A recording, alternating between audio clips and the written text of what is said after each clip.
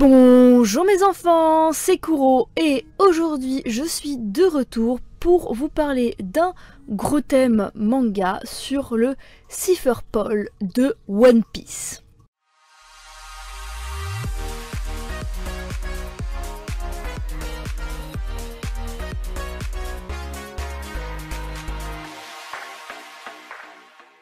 Le Cipher Pol est une branche du gouvernement mondial chargée de l'espionnage et des renseignements. Le terme vient de cipher, qui signifie chiffre, et de pol, qui est une abréviation de police. Elle est sous-divisée en 10 groupes, de 0 à 8, plus une branche secrète, le Cipher Pol numéro 9, le groupe de l'ombre. Ce 9e groupe n'est pas connu du grand public et est spécialisé dans l'infiltration et l'assassinat. Après l'ellipse, on découvre un 10e groupe nommé CP-AIGIS ou CP-AIGIS 0, qui est le plus puissant des 10. Les unités du Cipher Pol stationnées sur Grand Line sont le CP5, CP6, CP7, CP8 et CP9. Normalement faut le dire en anglais les gars, mais j'ai un peu la flemme. Il semblerait que le CP-AIGIS 0 soit stationné dans le Nouveau Monde. En effet, 3 agents ont récemment été vus à Dressrosa. Le Cipher Pol a notamment été impliqué dans les événements d'Ennis Lobby. Le CP9 fut chargé d'escorter Nico Robin jusqu'à la porte de la justice. Le CP6 et le CP7 travaillaient conjointement afin de protéger le train des mers qui servit à transporter les prisonniers de Water 7 jusqu'à Ennis Lobby. Les agents du Cipher Pol sont connus pour leur grande maîtrise des 6 pouvoirs. Le CP0 et le CP9 sont connus pour être les 2 groupes les plus puissants parmi les agents du Cipher Pol. Le CP0 est considéré comme l'agence de renseignement la plus forte du monde. D'après Nico Robin, leur présence sur une île signifie que quelque chose de mauvais se prépare. Ils agissent directement sous les ordres des nobles mondiaux. Les agents sont affectés en fonction de leur maîtrise des 6 pouvoirs, d'après ce que l'on a pu voir lors des explications de Khalifa à Rob Lucy sur leur nouveau membre Nero qui maîtrisait seulement 4 des 6 pouvoirs. On peut donc en conclure que les capacités et la maîtrise des 6 pouvoirs par le CP9 et le CP0 est largement supérieure à celle des autres groupes du Cipher Pol. Petit résumé des 6 pouvoirs. Les 6 pouvoirs sont des aptitudes surhumaines spéciales qui sont la base d'une technique de combat avancée de corps à corps. Voici les 6 techniques. Pliage, cette technique se base sur l'esquive, ce qui permet d'esquiver les coups les plus proches comme une feuille de papier. Pas de lune, le pas de lune ou encore Genpo consiste à se déplacer en rebondissant sur l'air, ce qui permet de donner plus de force à un coup ou de se rapprocher plus rapidement d'un adversaire. Son utilisation dépend énormément des jambes de l'utilisateur, donc l'utilisateur est attaqué ou blessé ou autre aux jambes, ça peut affecter le pas de lune. Pied ouragan. C'est une sorte de lame de vent d'air formée de manière diverse et envoyée vers l'ennemi dans le but de le trancher. Le vent coupant est une attaque à distance. Cette technique est puissante. La majorité des utilisateurs donnent des coups de pied à une vitesse très élevée. Chaque partie assez longue du corps peut réaliser le pied ouragan, le coup d'un animal par exemple.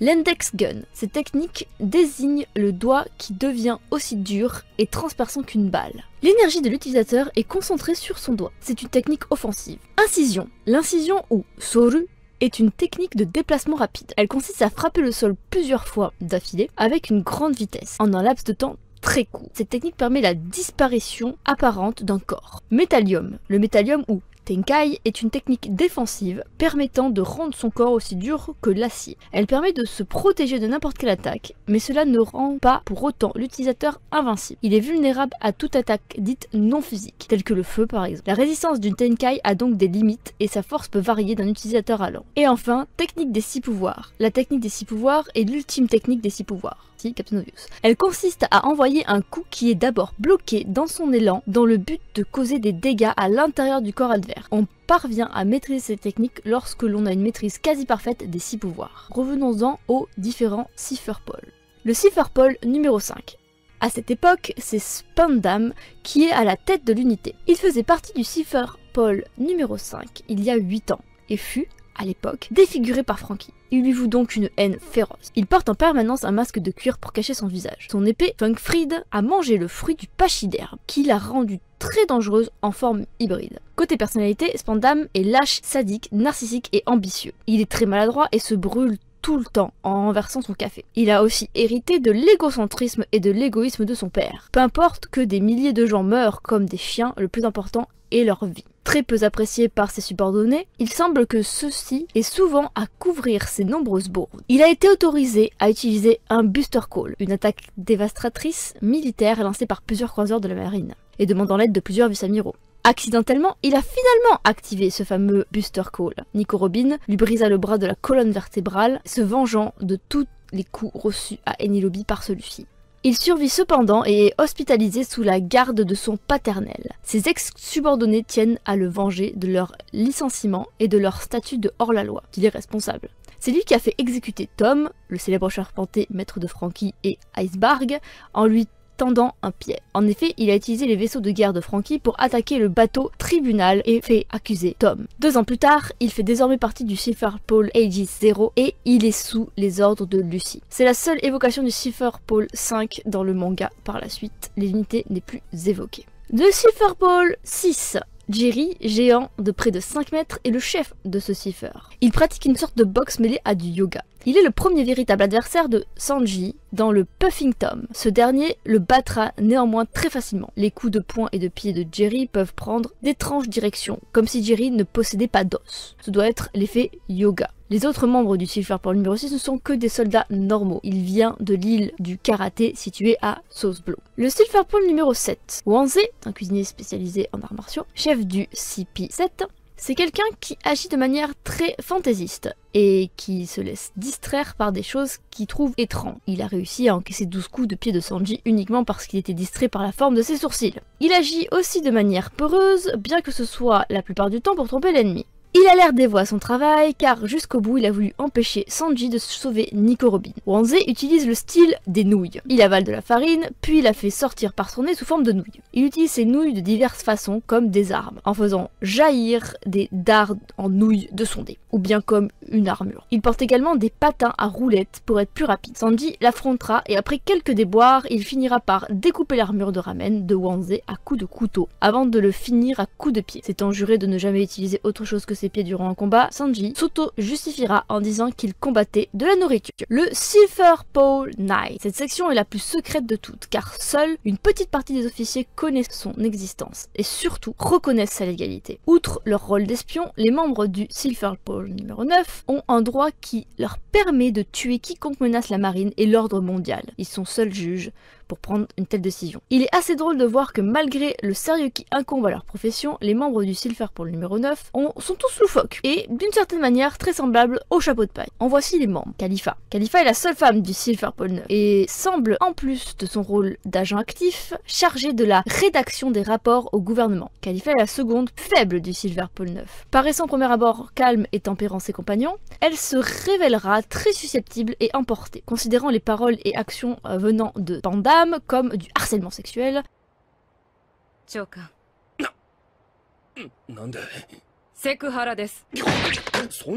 À Water 7, elle était la secrétaire personnelle de Monsieur Icebarg et était d'ailleurs, dans une certaine mesure, sa garde du corps. Bien que d'apparence extrêmement attentionnée envers lui, elle n'hésita pas une seule seconde à utiliser la violence lors du revirement du quatuor du Silver Paul 9. Cette mission soulignera son incroyable don pour l'organisation, prévoyant tout avant même qu'Icebarg ne lui demande. Utilisant un fouet de barbelé comme arme, avec lequel elle est très habile, elle privilégiera ses nouveaux pouvoirs lors de la bataille contre les chapeaux de paille. En effet, après la réussite de leur mission, Kaku et elle seront gratifiées de fruits du démon. Elle obtiendra alors le pouvoir du fruit des bulles. Elle peut désormais produire et contrôler des bulles de savon, nettoyant non seulement la saleté, mais la force et l'énergie de ses adversaires. Elle peut notamment s'en servir comme une arme en se recouvrant d'un énorme savon, qui amortira le Thunderbolt tempo de Nami. Khalifa peut aussi utiliser son savon pour rendre chaque chose très glissante, y compris le corps humain, ce qui rend cette attaque très puissante, réduisant les capacités physiques de moitié de ceux qui sont victimes.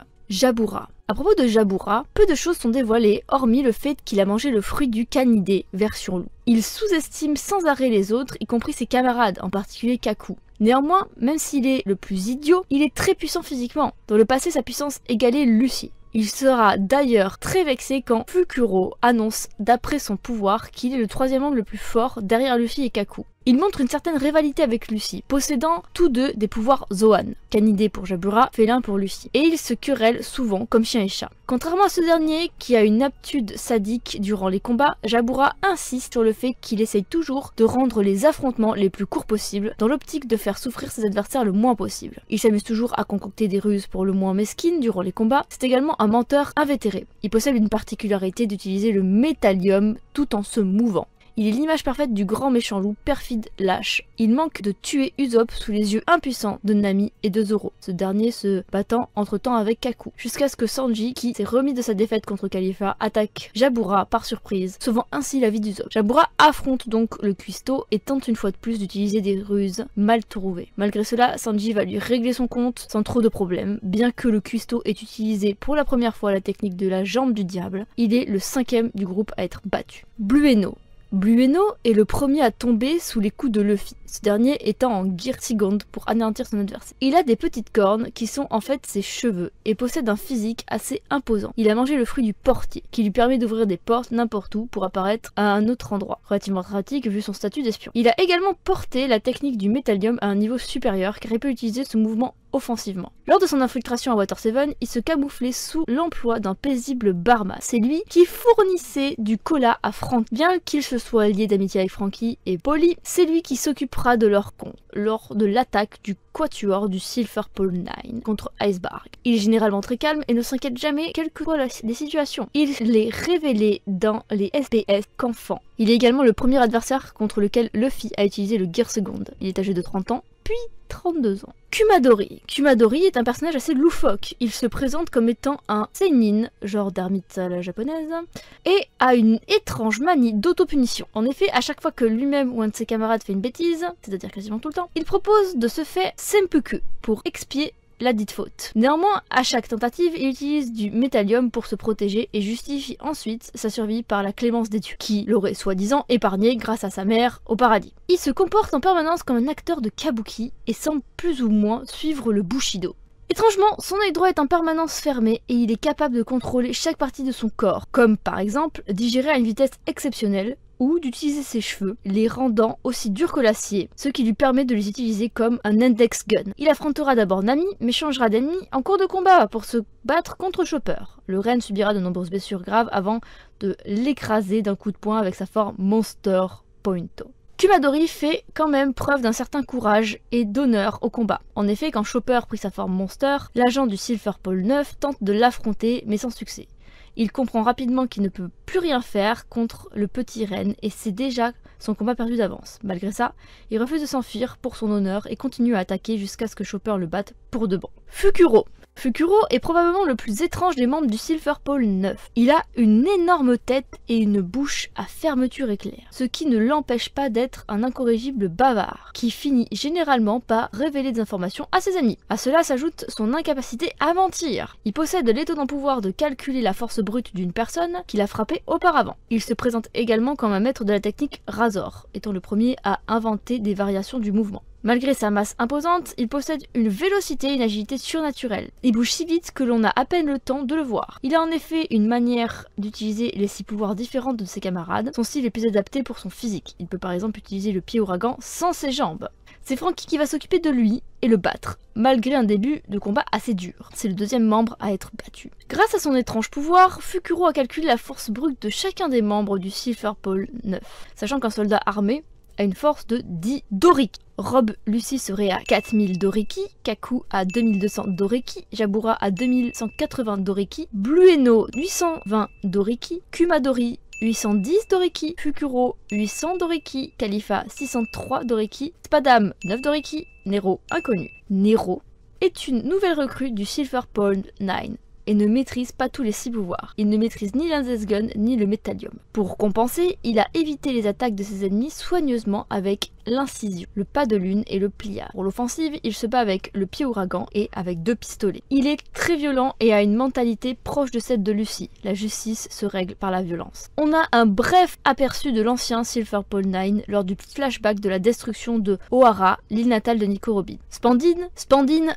le chef du vieux Silver Pole 9, ressemble pas mal à son fils Padam, aussi couard et peu fort. Il est tout le temps protégé par ses 2 acolytes. C'est lui qui déclenchera le Buster Call fatal amiral à O'Hara. Et c'est également lui qui tuera Nico Olivia, la mère de Nico Robin. Accidentellement, il sauva Nico Robin en ne la laissant pas partir avec les derniers bateaux de sauvetage de l'île. En effet, ces bateaux furent détruits par le vice-amiral Sakazuki, devenu l'amiral en chef, à Kainu depuis. Les 2 autres membres du vieux Silver Pearl 9 font plus honneur à la réputation du groupe. Ils sont eux réellement très dangereux. Silver Pearl Aegis 0. Le CP Aegis 0 fait son apparition sur l'île de Dressrosa en compagnie du nouvel amiral de la marine Fujitora. Elle est considérée comme l'agence de renseignement la plus forte du monde. D'après Nico Robin, leur présence sur l'île signifie que quelque chose de mauvais se prépare. Ils agissent directement sous les ordres des nobles mondiaux. Ils ont été contactés par Doflamingo pour qu'ils révèlent à la population de Dressrosa que Doflamingo n'a pas renoncé à son statut de grand corsaire. Rob Lucy est ventriloque et à Water 7 ne parlait que par l'intermédiaire de son pigeon Hattori. Il se cachait sous les traits d'un maître charpentier et intrigue directement par son comportement et son apparence mutisme. Ses bagarres verbales avec Polly étaient assez fréquentes et le manque de réaction qui lui semble inhérent est ébranlé par l'incrédulité lorsqu'il fut victime de la fascination de Luffy et Usopp. Il est l'antagoniste principal de l'arc Water 7 et l'un des 2 antagonistes principaux de l'arc Enies Lobby. Rob Lucy est un des personnages les plus sadiques du manga. Il est froid, cruel, ne ressent aucune pitié ni compassion et prend du plaisir à tuer que ce soit des criminels ou des innocents qu'il juge coupables d'un crime quelconque. Il avait déjà intégré le Silver Pearl 9 à l'âge de 13 ans. Sa première mission consista alors à se débarrasser d'une bande de pirates qui avait pris en otage 500 hommes de la garde royale. Arrivé sur les lieux, Lucy tua tous les otages, puis les pirates impuissants. C'est de cette première mission qu'il tient sa blessure sur le dos, formant bizarrement le drapeau gouvernemental, qu'il subit après avoir encaissé 5 boulets de canon. Au sein du Silver Pearl 9, il est généralement la cible de son camarade Jabura, qui ne supporte pas sa prédominance sur les autres. Il est également de loin le plus fort des hommes du Silver Pearl 9. Il va donc se battre contre Luffy. Comme ses camarades, il n'est pas rentré au Silver Pearl 9 par soif de justice, mais parce que l'idée de pouvoir tuer n'importe qui sans avoir à rendre compte lui plaisait. Il a mangé le fruit du félin, version léopard, qui le rend surpuissant au corps à corps. Preuve de cette force, ce pouvoir lui permettra, entre autres, d'assommer Zoro et Luffy en un seul coup lors de leur première confrontation. De plus, sa maîtrise des 6 pouvoirs est largement au-dessus des autres. Malgré sa grande force, il sera battu par Luffy et sera le dernier membre à être vaincu. Son nom est un jeu de mots. Lucy se réfère à la lumière, quant à Rob est une façon de dire voler. Ensemble, cela donne voler la lumière ou voleur de lumière. Jeu de mots imprévu par Oda, vu que c'est un lecteur qui le lui apprendra. Dans les mini-aventures, Lucy est engagé par les autres membres du Silver Pearl 9. 2 ans plus tard, il fait désormais partie du CP0 et il est au-dessus de Spandam en grade. Il maîtrise aussi le fluide offensif. À la rêverie, quand Charlotte a essayé de capturer Shirayoshi, Lucy a empêché Sai et Léo d'interférer. Alors que Neptune se préparait à attaquer Charlotte, ce dernier lui donne un ordre de le tuer. Cependant, Don Quijote Mjonsgarde est intervenu avant que Lucy ne l'attaque. Comme Rob Lucy, Kaku se cachait dans la vallée la compagnie comme charpentier. C'est d'ailleurs lui qui annonça à Luffy la mort de Vogmeri et qui se chargea de le détruire. Il fut cependant très apprécié des chapeaux de paille avant la révélation de son appartenance au camp ennemi. On connaît peu de choses sur lui. Cependant, on sait qu'il a mangé le fruit du bovin, version girafe, avant l'arrivée de Luffy et du reste de l'équipe à Enies Lobby. Fruit du démon que lui et Khalifa obtiennent de Spadam suite à la réussite de leur mission. Au début, il maîtrise mal ce pouvoir car il vient de le recevoir et n'arrive pas à se transformer tout de suite en forme hybride. Malgré cela, il prendra très vite l'habitude de sa forme mi-homme mi-girafe. Et il n'hésitera pas à en faire une démonstration en coupant la tour de la justice en deux grâce à l'agilité qu'offre la girafe. Il semble apprécier ce nouveau don car selon son propre aveu, il adore les girafes. C'est le plus calme et le plus discret des membres du Silver Pearl 9. Jabura, frustré que Kaku ait ingurgité un fruit du démon, n'hésite pas à prendre un vilain plaisir à se moquer du pouvoir de celui-ci, à se transformer en girafe. Il fait souvent l'objet de critiques à cause de son nez carré, mais il ne semble pas y prendre attention. Pour lui, rien n'est plus important que la mission. Cela dit, il est le seul à éprouver des remords envers Galeila Compagnie et Polly en particulier. Il se bat en utilisant 4 lames en même temps. Durant les affrontements, il se battra contre Zoro, qui l'intéresse dès leur premier affrontement à la Galeila. Trop arrogant selon le pirate, il se fera battre après que Zoro ait utilisé le style à 9 sabres pour la première fois, et lui offrira de lui-même sa clé, reconnaissant ainsi sa défaite. Il est le 6e membre à être battu. 2 ans plus tard, il devient un membre du CP0 et il interviendra aux côtés de Lucy et de Tussie à la rêverie. Stussy, nommée la princesse des quartiers de plaisir, est un agent du CP0 et une impératrice du monde de l'ombre. Lors de son arrivée sur l'île Tugato, elle défendit Drug Peklo quand Tus Dufeld était surpris de le voir à la partie de thé. Après avoir monté l'escalator de bonbons fabriqués par Slurp, elle demanda un jus de girafe à Smoothie. Plus tard, elle attaque Dufeld afin de s'emparer du tamaté pour le gouvernement. Mais lorsque ce dernier s'assomme et tombe sur le coffre, celui-ci s'ouvre provoquant son explosion et le basculement du château de Big Mom. Un des derniers membres est Spadam, dont on a déjà parlé sur le CP5. Mais le CP0 a encore d'autres membres dont on ne sait rien.